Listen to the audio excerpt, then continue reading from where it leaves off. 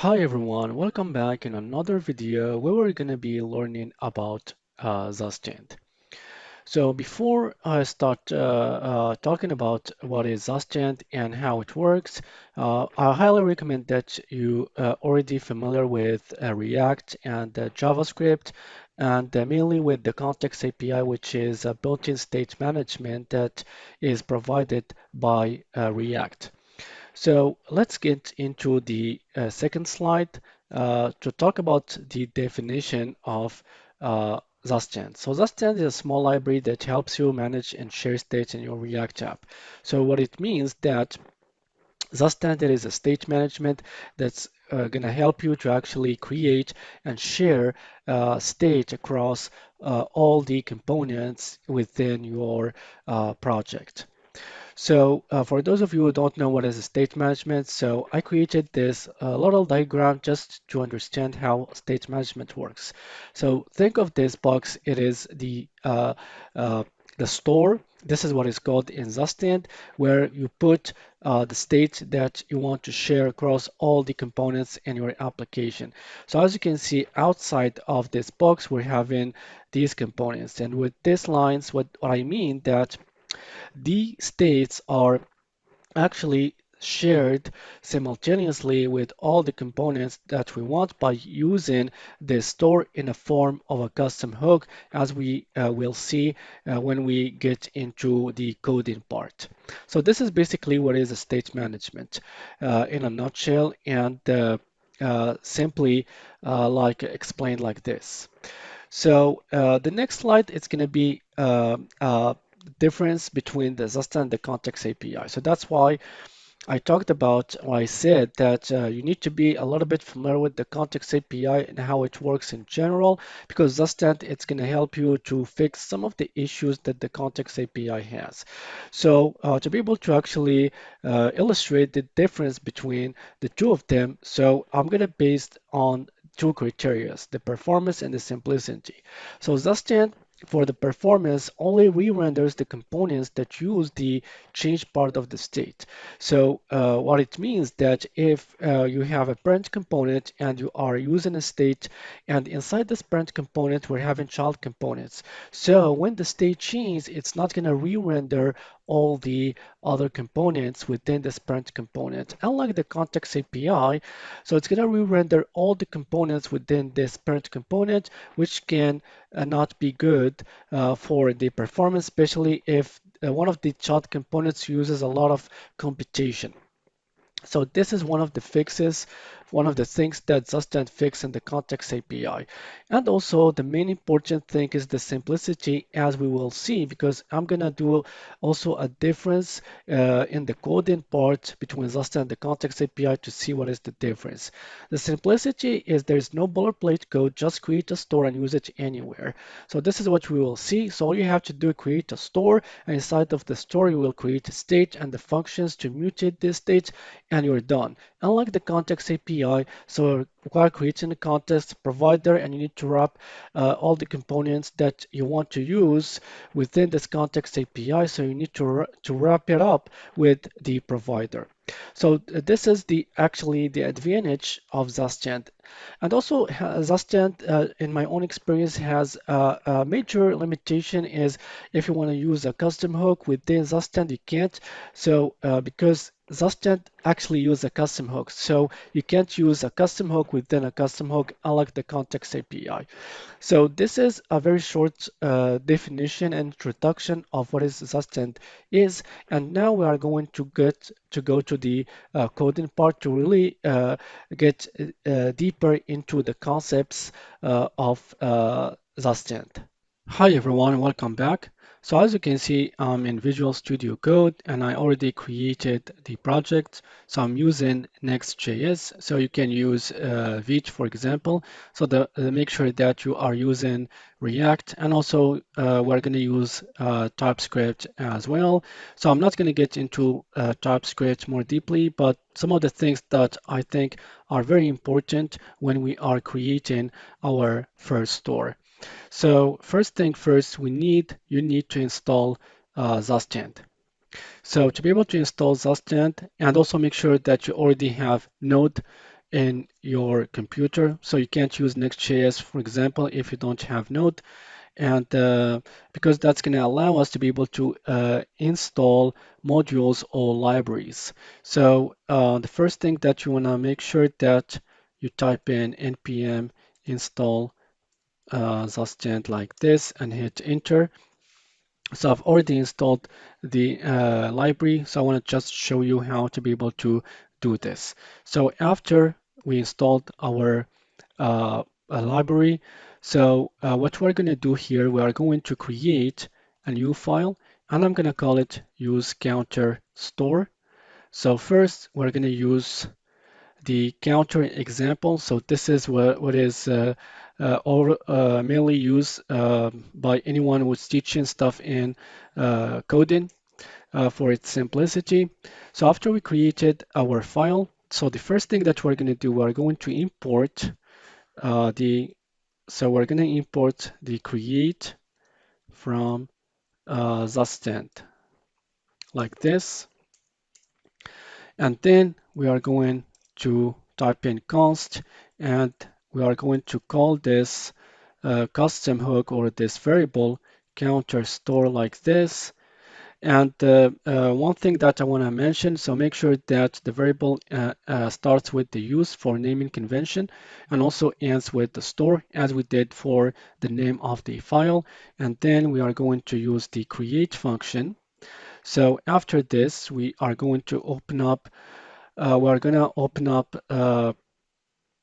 parentheses, and the create function actually accepts what is called a callback function. So we're going to use an arrow function like this, and then we are going to return an object. So this is basically the basic signature of how you can create a store. So as you can see, it's very straightforward and easy. Unlike the context API, you need to add a lot of boilerplate code just to get started. But with Zustand, as you can see, it's very minimal and concise, and you are good to go. So after we created the signature of our store, then we need to fill things up. We need to fill this store up. So there are two things that we need to add. We need to add the state where we are going to save our data, and also we need to add functions to be able to mutate this data. So first thing first. So first I need to define the structure of the store. So don't worry, it's not a big of a deal. So it's not something complicated. So I'm going to explain everything because I'm using TypeScript, and this is something that I highly recommend for anyone who's just getting into this. Make sure that you learn TypeScript because it is something that became mandatory in the web development unlike 3-4 years ago. So the first thing that we need to do, we are going to create the structure of our store, and I'm gonna use the interface keyword, and I'm gonna call the structure of the interface or the interface the counter store, and we are going to use the count. So we are going to define the count, which is the state that we're going to use inside the store as a number. And then we are going to open up uh, angle brackets like this, and then we are going to pass this interface in here.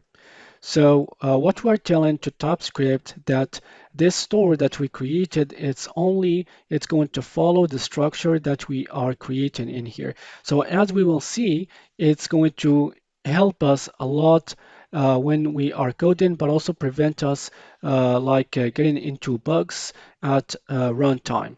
So because we did this, so TypeScript is complaining because I need to add the count in here since I said to TypeScript that this is the structure that we are going to follow when we create our store. And as you can see, the error is gone and everything is going right. So the last thing that you need to add here is the export keyword so that this store can be used in any component inside the project. And there you have it. So this is our first store, and also we add our first state on it in it, and also we added a simple structural interface to define how the store is going to look like for TypeScript to help us when we code when we are coding, but also to prevent errors at runtime. So after we created our store with a state in it, so the next thing that we're going to be adding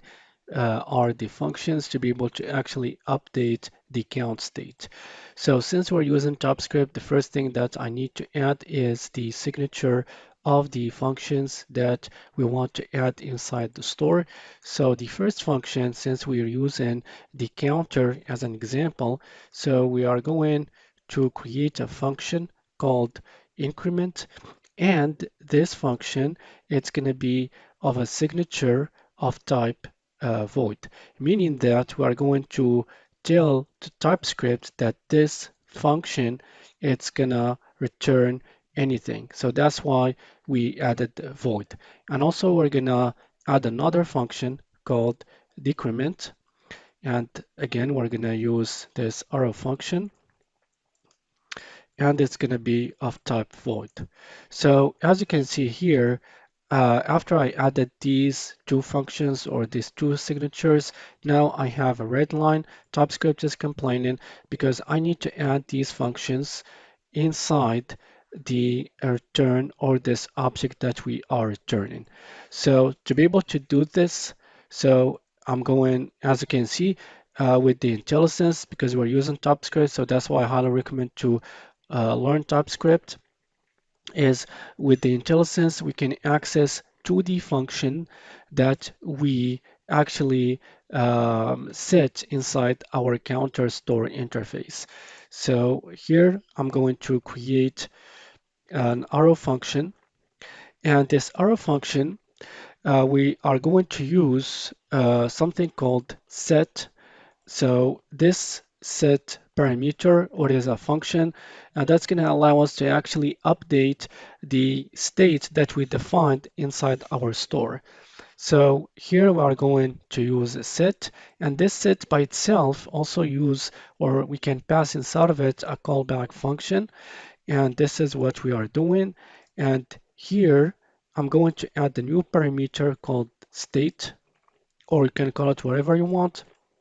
And this state is going to allow us to actually access to the default value or the previous value of the state, which is the default one, which is 0. And here we are going to add or return an object, implicitly return an object. And what we are going to do, we are going to use the count state, and we are going to use the state that we added in our function as a parameter, so we can be able to access to the count. Also, we can access to the functions that we defined inside our counter store, like the decrement or increment, wherever that you are adding inside the store. But what we want to work with is the count, and then we are going to add the count by 1. So we're going to do the same thing for the decrement since we are still having this error because we need to add the decrement function. So I'm just copy this instruction, and what I'm going to do here, I'm going to just to save some time, I'm going to just change the name from increment to decrement. And as you can see, we're having our complete store and the error is gone. And this store is ready we work with to be able to actually create a counter. And this is what we're going to be doing in the next step. So we're going to start working with React and start using this store that we just created. So after we created our store, now it is time to use our store or our counter store. And this is this little application to be able to demonstrate how this store is working. So when I click on the increment button, as you can see, the counter increments. And if I click on the decrement button, the counter goes down. So now let's go back to our code. And since I'm using Next.js, um, And if you are doing so, go to the page.jsx. So when you install first Next.js, you will have boilerplate JSX and the home functional component. So make sure to get rid from all of this. So the first step, since we're using Next.js, we need to add the use client in here, since this should be a use client component, because as you know, Next.js, all the components are server components by default. So we need to mention the use client at the top. Tell Next.js that this is going to be a client component. Since we're using the use counter store, so every time that you are using a state management and the component should be a client component, since we're working with JavaScript. And as you can see, so this is the first step that we need to do to use our store. And first we need to import our use counter store from this file. So that's why we added the export keyword here to be able to actually access to the use counter store, which is initially, it is just a function in JavaScript, but in the React language, we call it a custom hook. Uh, and we need to add the use word at the beginning for name convention. And here to be able to access to these elements that we are returning, so we are gonna destructure this function or this hook to be able to access to all the variables that we are returning from this function. We're having the count, the decrement. So the count is a state, and the decrement, those are functions. And here I added inside the JSX a little bit of styling. I'm using Tailwind CSS just to make sure that things look a little bit good. So here in the h1 tag, we're going to use the count state to be able to actually see the actual value of the state when we are changing it. And at the bottom, we're having the inside this div, the two buttons to be able to actually trigger the increment or the decrement function. So inside the button, the on-click event listener, it's going to be linked to the increment function that we're getting from the store, and the same thing for the decrement button. We are going to link it or to link the on-click event listener to the decrement function. So when I click on the increment function, so what it does, so it's going to trigger this increment function, and we're going to go to the store. So this instruction is going to be executed, and it's going to actually change the count state and update it or increment it by 1. So the count state is going to be updated. And since this we're using the count in here, so eventually by itself it's going to be updated, and this is what we are going to see in our browser.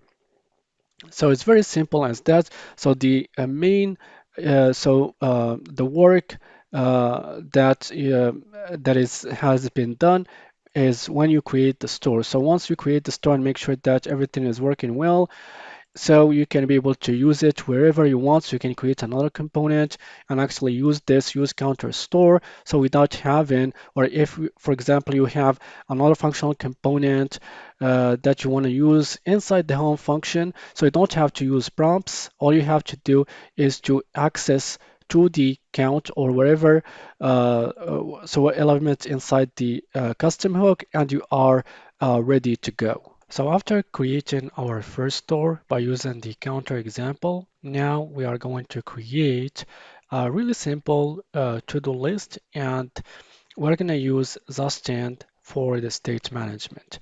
So first thing first, I'm going to create a new file. So let's call it use to-dos store.js, and I'm going to import the create function from Zustand as we did in the counter example. And I'm going to type in export const use to-dos store, and I'm going to use the create function, and then I'm going to create a callback function that's going to return an empty object for now. So after creating the initial signature of our custom hook, so the next thing that we're going to do, we're going to create our interface or the structure, the overall structure that we're going to use to define our custom hook. So I'm going to call this interface to-dos store. And so the first thing that we are going to do is to create the state or the item that where we're going to actually store all the tasks. So since we're going to have a lot of tasks, so we're going to use an array instead of a simple variable.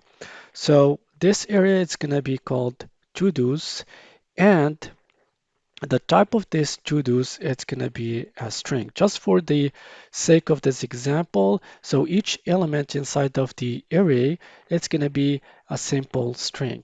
And to tell TypeScript that this to-do or this to-dos, sorry, it's going to be an array, we're going to add the these square brackets like this. So after we created our first interface and inside of it, our first state to be able to link this structure with this use to do store. So we are going to open up angle brackets, and then we're going to use this to do store in here.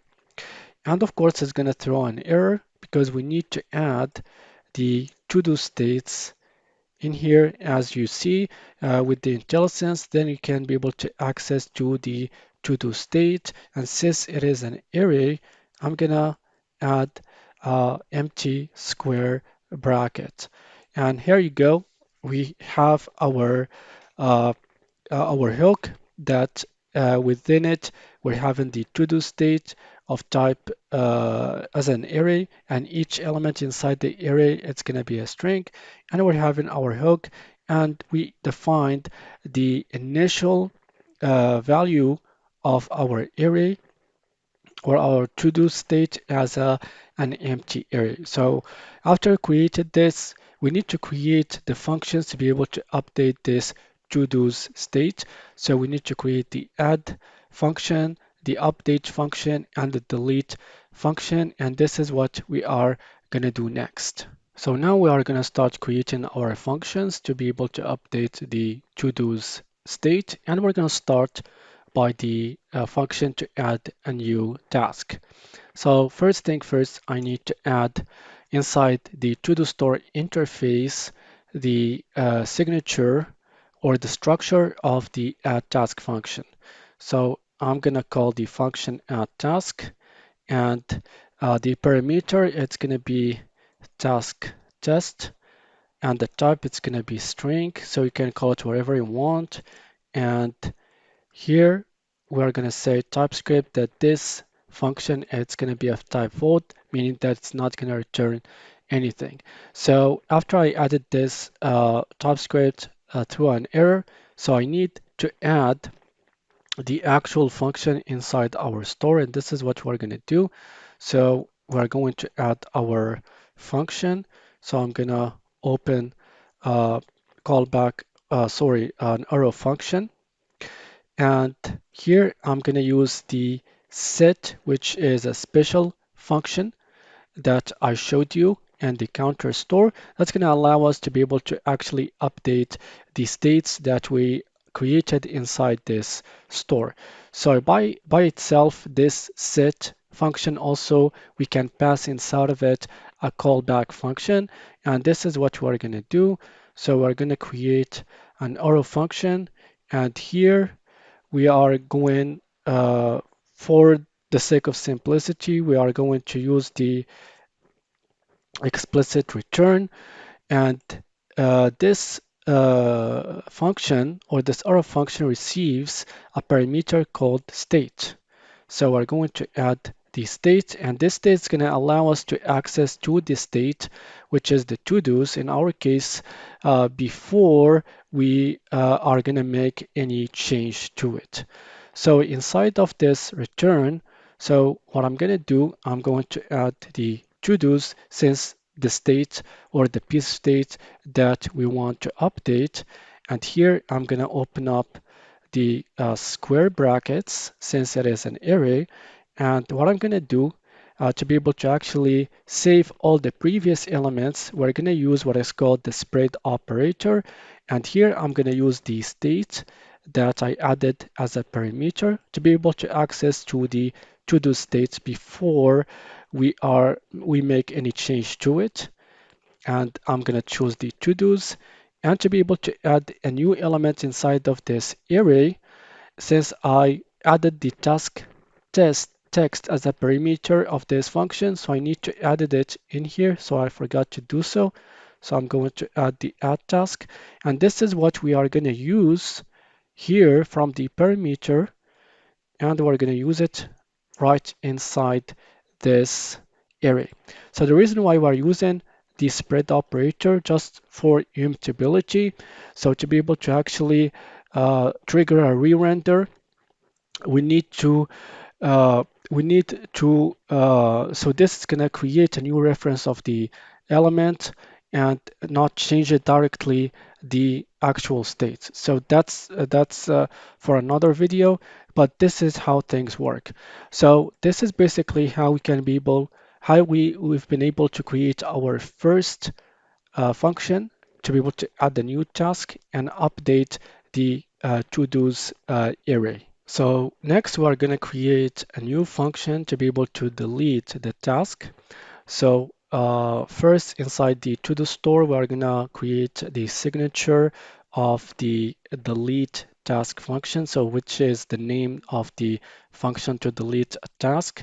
So I'm going to call it delete task, and it's going to be of type void. And the function is going to accept the parameter task string just to be able to know which task that we want to delete. So ideally, you need to use an ID in the real world case scenario, but just for the sake of this tutorial or this course, we're going to just use the name of the task as an ID, as a unique element to know which task that we want to delete. So since I added this function inside the interface, what I need to do, I need to add it inside our store because we're having an error. And here I'm going to do pretty much the same thing that I did for the add task. So I'm going to create an arrow function like this, and I'm going to use the set special function from Zustand. And here I'm going to add inside of it an arrow function, and I'm going to return right now. I'm going to just return an empty object, and here I'm going to add the task text since I defined it in the to-do store interface, and here I'm going to add the state to be able to actually access to the to-dos state. And here, things are going to be different to be able to actually update or delete the element that we want. So here, I'm going to add the to-dos piece of state. So this is what we want to update. And I'm going to use the state dot to-dos to be able to access to this state. And here I'm going to use the filter, and this filter accepts a callback function. So I'm going to create a callback function, and here I'm going to do a really simple test. So I'm going to explain what it does. Task is different than the task text, which is this one that we provided as a parameter in the delete task function. So let's save our file. So I'm going to explain what this instruction does. So we're using the states, the to-dos, to be able to access to the to-do state, and we're using the filter function to be able to actually delete the element that we want. And what the filter does, it's going to go through each element inside the to-dos array, and here we're going to ask the question if the task is not is different than the task text that we are providing inside as a parameter. So if it is yes, we are going to ignore this one. If it is no, meaning that both they are equal, and we are going to delete this one.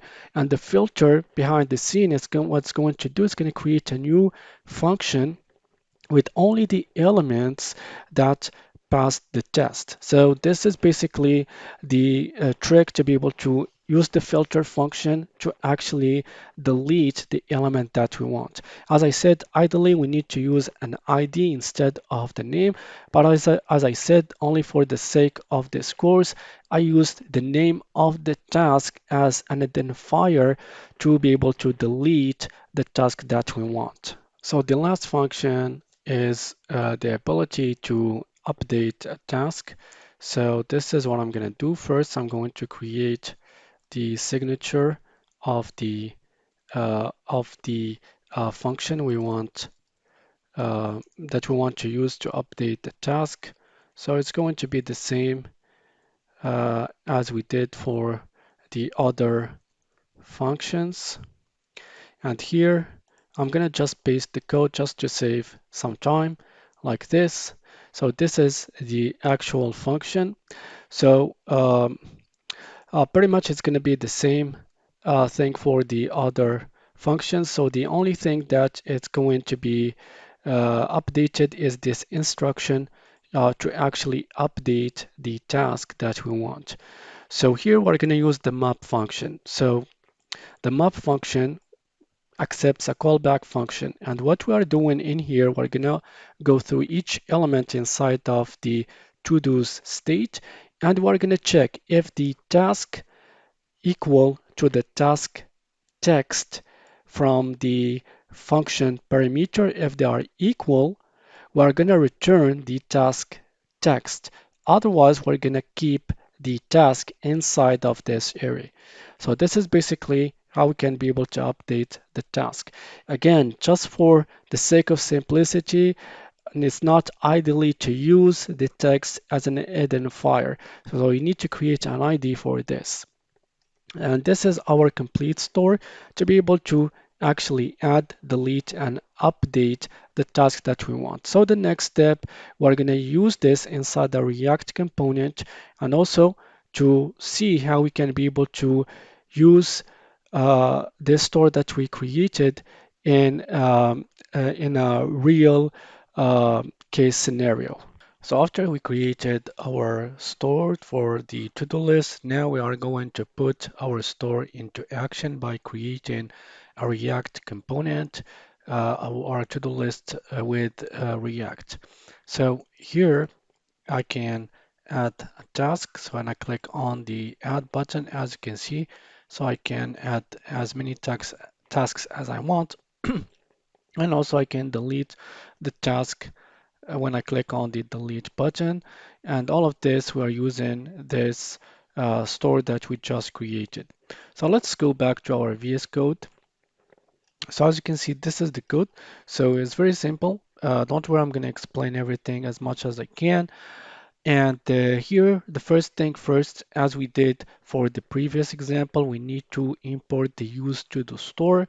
And here we're going to create internal state called input and also its setter. And we're going to use this use state to be able to actually update this input. So this input is going to be linked to the input tag. As you can see, the value it's going to be linked to the input state. And whenever we type in the input tag, the onChange event listener, it's going to be triggered. So each keystroke, it's going to actually trigger the onChange event listener, and we're gonna update the input state by using the set input, and we're gonna use the e dot target that value to extract the text that we are typing inside the input tag and put it inside the input state. And here, as you can see, we're going to use the use to do store. So we're going to destruct this function or this custom hook to be able to access to these elements, the state and the add task and the delete task function. And finally, at the bottom, to be able to actually render all the tasks inside the to-dos array. So we're going to use the map function, and then we're going to render each element with the li tag. And here we're going to use the span tag to be able to render each task and the button. So this button is going to be set for the deletion. So the on-click event listener, it's going to be linked to the delete task. So the delete task is coming from the store. So as if you remember, the delete task accepts a task text as a parameter. So that's why we added the task as a parameter. So this is going to trigger this function inside this custom hook, and it's going to delete the task if it has been found inside the array. So the best part with creating a custom hook, the business logic of doing all of this, it's going to be behind the scene kind of, because it is stored inside this custom hook. So the code inside this React component, it's going to be a lot cleaner and a lot organized, and you can be able to actually get things a lot faster, and also it's a lot scalable because you can modify stuff a lot faster because everything is clean because we're using this custom hook. So this is basically it. So the last thing is the button, the add button, and it is the same thing. We're having the on-click event listener that is linked to the handle add, and this handle add, we're gonna trigger this function. So we're gonna make sure that the input.trim, so we're gonna use the trim to remove the white spaces, and then if it is the case, then we can call the add task from the use to do store, and we're gonna pass inside of it the input, which is saved inside the input state. Uh, because inside the add task signature also accepts as a parameter this task text as a string. So that's why we did so. And then we are going to empty the input state once this is done. So once the task has been added inside the actual array. So this is basically how we can be able to create our store. So if you get the basics and master the basics of how you can be able to create stores, you can like create like a very complex stores later on in complex projects. And the best part here with the Zastian, like you can create multiple stores that are going to be actually defined for certain operations. It's like you don't want to create in one store all the business logic, so you need to make sure that you separate everything, and each core element or each core uh, operation of the custom hook, it's going to be linked to a certain operation. And this is something that I've been doing lately in my projects, and my code, my projects is a lot cleaner, a lot easier to read, and thus it's going to be very easy to scale the project. So this is the end of our course. So hopefully that you get some value, that you learned something from this course, and you understood how Zustand works. So if you like this video, hit the thumbs up and also subscribe to my channel so you can be notified whenever I release videos like this. And also I release full projects in my YouTube channel, so you can actually deepen your knowledge creating web applications.